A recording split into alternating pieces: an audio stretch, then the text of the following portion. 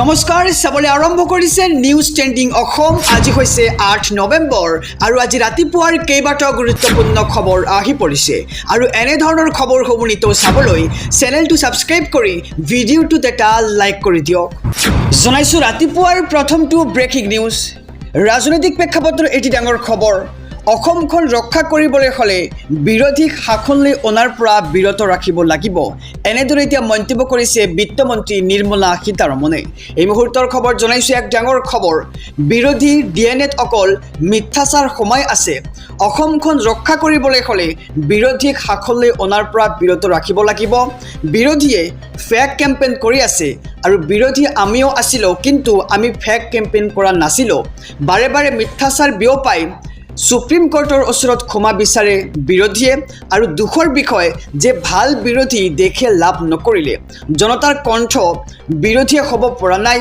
আৰু আমি জানো আমাৰ ভাল হ'ব কিন্তু আমি বহি থাকিলে নহ'ব আমি ৰাইজৰ ওচৰলৈ সত্যখিনি লৈ যাব লাগিব আৰু সৰু সৰু গোটত বিভক্ত হৈ আপোনালোকে ৰাইজৰ মাজলৈ যাওক অকল কেন্দ্ৰ আৰু ৰাজ্য চৰকাৰে যোৱা 10 বছৰত কৰা কামৰ কথা কওক বিৰোধীয়ে ঋণাত্মক কথা আনিব সমালোচনা কৰিব অকল আৰু বিৰোধীৰ কথাত কোনেও গুৰুত্ব নিদিব উদান্ত ফাখন বিত্তমন্ত্ৰী নিৰ্মলা সীতাৰমণৰ এই মুহূৰ্তৰ খবৰ জনাই গৈছো যে জনতাৰ কণ্ঠ বিৰোধী হ'ব পৰা নাই এতিয়া বিৰোধী ডিএনএত অকল মিথ্যাচাৰ সময় আছে বুলি এক প্ৰকাৰ বিস্ফোৰক মন্তব্য কৰিছে বিত্তমন্ত্ৰীগৰাকীয়ে অসমখন ৰক্ষা কৰিবলৈ হলে বিৰোধী শাসনলৈ অনাৰ পৰা বিৰত ৰাখিব লাগিব জনাইছো ৰাতিপুৱাৰ আৰু এটি ব্ৰেকিং নিউজ সমগ্ৰ ৰাজ্যবাসীৰ বাবে এটি ভাল খবৰ আকৌ কমিব চেনি দাইল আৰু নিমখৰ দাম ৰেশন কাৰ্ডৰ লাখ লাখ হিতাধিকাৰীলৈ আহি পৰিছে এক ডাঙৰ খবৰ ৰেশন কাৰ্ডক লৈ নতুন ঘোষণা ৰাজ্যৰ মুখ্যমন্ত্ৰী ডক্টৰ হিমন্ত বিশ্ব শৰ্মাৰ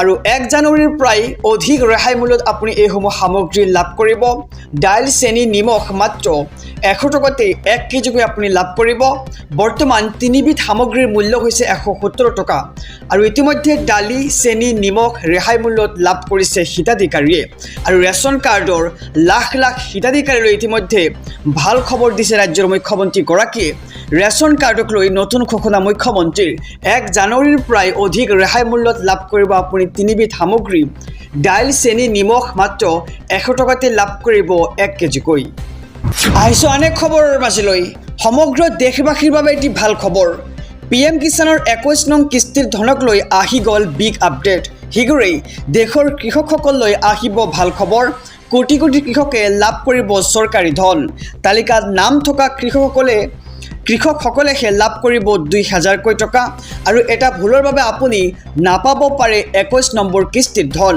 বাধ্যতামূলক ইকেৱাইচি নকৰাসকল বঞ্চিত হ'ব পাৰে ধন লাভৰ পৰা আৰু 21 নম্বৰ কিস্তিৰ ধন পাবলৈ কৃষকে কৰিব লাগিব বাধ্যতামূলক ইকেৱাইচি আৰু ইকেৱাইচি সম্পূৰ্ণ নকৰিলে বঞ্চিত হ'ব 21 নম্বৰ কিস্তি লাভৰ পৰা আৰু তালিকাত আপোনাৰ নাম আছে নে নাই কেনেকৈ চাব আমি জনাইছো সবিস্তাৰে প্ৰথমে লগইন কৰক ব্ৰাউজাৰত pmkisan.gov.in ৱেবছাইটত আৰু ইয়াৰ পিছত যাওক বেনিফিচিয়াৰী লিষ্ট অপশ্যনটোত তাতে গৈ ৰাজ্য জিলা গাঁও বাছনি কৰক আৰু চাওক তালিকা আৰু ইতিমধ্যে মুকলি কৰা হৈছে হেল্পলাইন নম্বৰ আৰু মুকলি কৰা হেল্পলাইন নম্বৰটো হৈছে 155267 আৰু পিএম কিষাণৰ 21 নম্বৰ কিস্তিৰ ধনক লৈ আহি গল বিগ আপডেট জনাইছো সবিস্তাৰে আহিছো অনেক খবৰৰ মাজলৈ পুনৰ প্ৰমাণ হল মুখ্যমন্ত্ৰী ডক্টৰ হিমন্ত বিশ্ব শৰ্মা দেশৰ ভিতৰতে অন্যতম মুখ্যমন্ত্ৰী বিহাৰৰ দৃশ্যই প্ৰমাণ কৰিলে এই কথা বিহাৰত মুখ্যমন্ত্ৰীগৰাকীক চাবলৈ ওলাই আহিল হাজাৰ হাজাৰ জনতা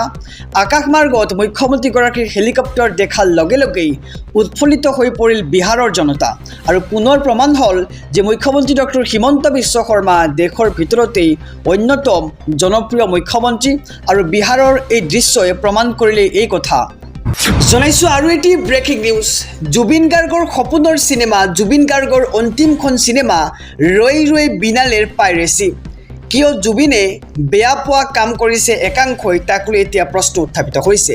এই মুহূৰ্তৰ খবৰ জনাই গৈছোঁ, এক ডাঙৰ খবৰ, জুবিনৰ ৰৈ ৰৈ বিনালেক লৈ আকৌ একাংশৰ জঘন্য কাণ্ড। জুবিনৰ চিনেমাৰ পাইৰেচি কৰা দুষ্ট চক্ৰসকল সাৱধান হ'বলৈ হ'ল, কিয়নো এইবাৰ চৰকাৰে তেওঁলোকৰ বিৰুদ্ধে গ্ৰহণ কৰিব কঠোৰ ব্যৱস্থা। আৰু ৰৈ ৰৈ বিনালেৰ দৃশ্য সামাজিক মাধ্যমত ভাইৰেল কৰিছে একাংশই। বাৰে বাৰে অনুৰোধ কৰাৰ পাছতো জ্ঞান অহা নাই একাংশৰ। সাৱধান, পাইৰেচিৰ বিৰুদ্ধে সৰব জুবিন গাৰ্গ ফেন ক্লাব আৰু পাণবজাৰস্থিত চাইবাৰ আৰক্ষী থানাত এজাহাৰ কামৰূপ মেট্ৰ' সমিতিৰ আৰু 5টা ইউটিউব চেনেলৰ বিৰুদ্ধে এজাহাৰ দাখিল জুবিন গাৰ্গ ফেন ক্লাবৰ আৰু আইনৰ ৰক্ষত পৰিব পাইৰেচি কৰা একাংশ দুষ্ট চক্ৰ। আৰু জুবিনৰ চিনেমাৰ পাইৰেচি কৰা দুষ্ট চক্ৰসকল এতিয়া সাৱধান হৈ যাওক। বাৰে বাৰে অনুৰোধ কৰাৰ পাছতো জ্ঞান অহা নাই একাংশৰ। আৰু জুবিনৰ ৰৈ ৰৈ বিনালেক লৈ আকৌ একাংশৰ জঘন্য কাণ্ড দেখিবলৈ পোৱা গৈছে। নিউজ, ৰাহুল গান্ধীক দেশৰ শত্ৰু আখ্যা মুখ্যমন্ত্ৰী ডক্টৰ হিমন্ত বিশ্ব শৰ্মাৰ। এই মুহূৰ্তৰ খবৰ জনাইছোঁ, এক ডাঙৰ খবৰ, ৰাহুল গান্ধী দেশৰ শত্ৰু বুলি কৈছে মুখ্যমন্ত্ৰী ডক্টৰ হিমন্ত বিশ্ব শৰ্মাই। ৰাহুল গান্ধীক দেশৰ শত্ৰু আখ্যা মুখ্যমন্ত্ৰী হিমন্ত বিশ্ব শৰ্মাৰ। আৰু ৰাহুল গান্ধীয়ে দেশদ্ৰোহিতাৰ কাম কৰিছে। ৰাহুল গান্ধীক দেশদ্ৰোহী বুলি ঘোষণা কৰিব লাগে। আৰু ৰাহুল গান্ধীয়ে য'তেই যায় তাতেই অনৰ্থক কথা কৈ ফুৰে। আৰু ৰাহুল গান্ধীয়ে ভাৰতবৰ্ষক দুৰ্বল কৰি পেলাব বিচাৰিছে বুলি মন্তব্য মুখ্যমন্ত্ৰীগৰাকীৰ। আৰু ভিতৰৰ পৰা ভাৰতক শেষ কৰি পেলাব বিচাৰিছে ৰাহুল গান্ধীয়ে। এনেদৰে এতিয়া বিস্ফোৰক মন্তব্য কৰিছে ৰাহুল গান্ধী সন্দৰ্ভত ৰাজ্যৰ মুখ্যমন্ত্ৰী ডক্টৰ হিমন্ত বিশ্ব শৰ্মাই। আৰু ৰাহুল গান্ধীয়ে কিয় বাৰে বাৰে বিদেশলৈ যায় তাৰ তদন্ত হ'ব লাগে। ৰাহুল গান্ধীয়ে মুখত যি আহে তাকে কয়। ৰাহুল গান্ধীৰ কথা কৈ লাভ নাই বুলি মন্তব্য মুখ্যমন্ত্ৰীৰ। আৰু ৰাহুল গান্ধীৰ মগজু একেবাৰে খালী বুলিও মন্তব্য কৰিছে মুখ্যমন্ত্ৰী ডক্টৰ হিমন্ত বিশ্ব শৰ্মাই। আৰু ৰাহুলক শীঘ্ৰেই চৰকাৰীভাৱে মানসিক বিকাৰগ্ৰস্ত ঘোষণা কৰিব লাগে। হিন্দু বুলি প্ৰতিজন ভাৰতীয়ই গৰ্ব কৰে আৰু বিৰোধীয়ে দেশ বিভাজন কৰিবলৈ চেষ্টা কৰে, কিন্তু মোদীয়ে দেশক একত্ৰিত কৰি ৰাখিবলৈ চেষ্টা কৰে। আৰু মোদী নথকা হ'লে ৰাম মন্দিৰৰ নিৰ্মাণ নহ'লহেঁতেন। আৰু বিহাৰত নিৰ্বাচনী প্ৰচাৰ চলাই উদাত্ত ভাষণ মুখ্যমন্ত্ৰী ডক্টৰ হিমন্ত বিশ্ব শৰ্মাৰ। জনাইছোঁ ৰাতিপুৱাৰ আৰু এটি ব্ৰেকিং নিউজ, সিদ্ধাৰ্থ শৰ্মাৰ আন এক কুকীৰ্তি, বিপুল চেতিয়া ফুকনৰ মহা বিস্ফোৰণ। এই মুহূৰ্তৰ খবৰ জনাইছোঁ, এক ডাঙৰ খবৰ, পোহৰলৈ আহিছে সিদ্ধাৰ্থ শৰ্মাৰ আন এক ক'লা অধ্যায়। এইবাৰ কণ্ঠশিল্পী বিপুল চেতিয়া ফুকনে পোহৰলৈ আনিলে সিদ্ধাৰ্থ শৰ্মাৰ কুকীৰ্তি। এইবাৰ কণ্ঠশিল্পী বিপুল চেতিয়া ফুকনে পোহৰলৈ আনিছে সিদ্ধাৰ্থ শৰ্মাৰ কুকীৰ্তিসমূহ। জুবিন গাৰ্গে ভাল পোৱা জ্যেষ্ঠ কণ্ঠশিল্পীৰ পৰাও ধন লুটিছিল সিদ্ধাৰ্থ শৰ্মাই। আৰু জ্যেষ্ঠ কণ্ঠশিল্পী বিপুল চেতিয়া ফুকনক জুবিন গাৰ্গে দিছিল 20টাকৈ অনুষ্ঠান। আৰু প্ৰতিটো অনুষ্ঠানৰ নামত 50,000 টকাকৈ বন্দোবস্ত কৰি দিছিল জুবিন গাৰ্গে। কিন্তু মেনেজাৰ সিদ্ধাৰ্থ শৰ্মাই মাত্ৰ 5,000কৈহে টকা দিছিল বিপুল চেতিয়া ফুকনক। আৰু সিদ্ধাৰ্থ শৰ্মাক দানৱ আখ্যা কণ্ঠশিল্পী বিপুল চেতিয়া ফুকনৰ পোহৰলৈ আহিছে সিদ্ধাৰ্থ শৰ্মাৰ আন এক ক'লা অধ্যায়। এইবাৰ কণ্ঠশিল্পী বিপুল চেতিয়া ফুকনে পোহৰলৈ আনিলে সিদ্ধাৰ্থ শৰ্মাৰ কুকীৰ্তি। আৰু জুবিন গাৰ্গে ভাল পোৱা জ্যেষ্ঠ কণ্ঠশিল্পীৰ পৰাও ধন লুটিছিল সিদ্ধাৰ্থ শৰ্মাই।